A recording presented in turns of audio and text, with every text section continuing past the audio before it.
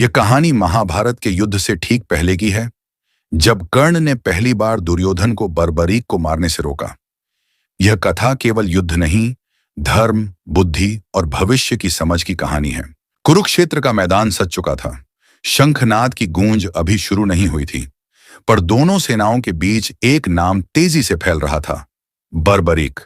बर्बरीक, जिसके पास थे 3 अमोघ बाण, जिसके बारे में कहा जाता था, जो भी युद्ध शुरू करेगा वही पक्ष जीत जाएगा। दुर्योधन को जब यह बात पता चली तो उसका रक्त उबाल मारने लगा। यदि यह योद्धा पांडवों के साथ चला गया तो कौरवों का विनाश निश्चित है। दुर्योधन ने तुरंत आदेश दिया, बर्बरीक को युद्ध से पहले ही मार दिया जाए। सेनापति हथियार उठाने ही वाले थे कि कर्ण आगे बढ़ा। उसकी आंखों में क्रोध नहीं, बल्कि भविष्य की चिंता थी। कर्ण ने कठोर स्वर में कहा, राजन, यह सबसे बड़ी भूल होगी। दुर्योधन चौंक गया। तुम मुझे रोक रहे हो? कर्ण बोला, एक बर्बरीक को मारना अधर्म होगा।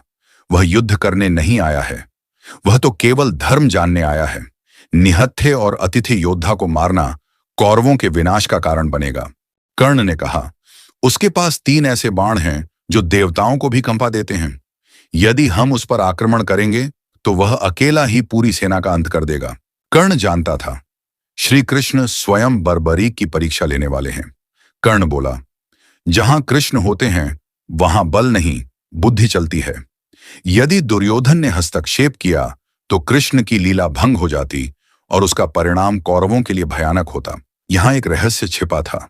कर्ण जानता था कि यदि बर्बरीक युद्ध में उतरा तो न कौरव जीतेंगे न पांडव, केवल संहार होगा।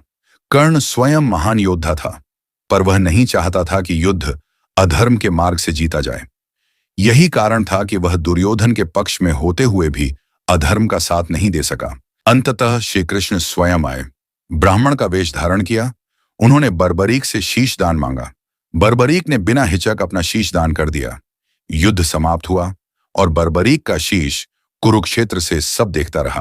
बर्बरीक को मारना अधर्म था, बर्बरीक अजेय था। श्री कृष्ण की योजना पहले से चल रही थी। कर्ण युद्ध जीतना चाहता था, पर अधर्म से नहीं,